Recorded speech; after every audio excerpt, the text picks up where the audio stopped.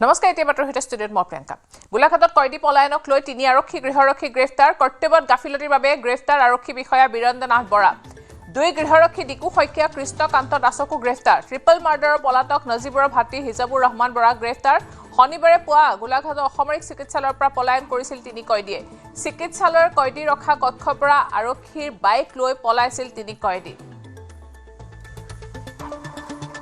গোলাঘাট কয়দী পলায়নক লৈ তিনি আৰক্ষী গৃহৰক্ষী গ্ৰেফতাৰ কৰা হৈছে কৰ্তব্যত গাফিলতিৰ বাবে গ্ৰেফতাৰ হৈছে আৰক্ষী বিষয়া বীৰেন্দ্ৰনাথ বৰা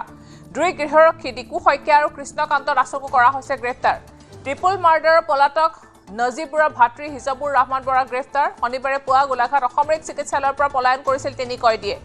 চিকিৎসালয়ৰ কয়দী ৰখা কক্ষৰ পৰা আৰক্ষীৰ বাইক লৈ পলাইছিল তিনি কয়দী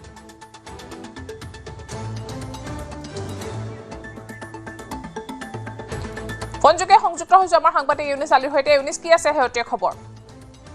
হয় প্ৰিয়ংকা ক'ব লাগিব যিহেতু শনিবাৰে পুৱা যি চিকিৎসালয় কয়দী কক্ষৰ পৰা তিনিজনকে কয়দী পলায়ন কৰাৰ পাছতে সমগ্ৰ গোলাঘাটত এক চাঞ্চল্যৰ সৃষ্টি হৈছিলে আৰু ক'ব লাগিব যিহেতু তিনিজন কয়দীৰ ভিতৰত যি নজিবুৰ ৰহমান আছিলে যে ট্ৰিপল মাৰ্ডাৰৰ যি ঘটনা হৈছিলে ট্ৰিপল মাৰ্ডাৰৰ ঘটনাত তেওঁ কাৰাবন্দী হৈ আছিলে আৰু ইতিমধ্যে গোলাঘাট আৰক্ষীয়ে এই সন্দৰ্ভত যি কক্ষত থকা গৃহৰক্ষী জোৱান দুজন আৰু এজন আৰক্ষী কনিষ্টেবল ইতিমধ্যে গোলাঘাট আৰক্ষীয়ে তেওঁলোকক গ্ৰেফতাৰ কৰিছে আৰু যাৰ গাফিলতি যিকেইজন আৰক্ষীৰ গাফিলতিত এই তিনিজন কয়দী পলাইবলৈ চেষ্টা কৰিছিলে পলায়ন কৰিলে আৰু ইতিমধ্যে গোলাঘাট আৰক্ষীয়ে তিনিজন জোৱানক ইতিমধ্যে গোলাঘাট আৰক্ষীয়ে গ্ৰেফতাৰ কৰিছে প্ৰিয়ংকা হয় কেনেকৈ সংঘটিত হৈছিলে কিবা তথ্য কেনেকৈ পলাইছিলে এই বিষয়ে কিবা জেৰাৰ অন্তত কৈছে নেকি ইতিমধ্যে কৰ্তব্য গাফিলতিৰ বাবে তিনি আৰক্ষীকো গ্ৰেফতাৰ কৰা হৈছে যিহেতু ক'ব লাগিব যি ট্ৰিপল মাৰ্ডাৰৰ যি ঘটনা সংঘটিত কৰা নজিবুৰ ৰহমানৰ তেওঁক যি লকআপত থকা সময়ত তেওঁক হেণ্ডকাপ লগোৱা নাছিলে এই যিজন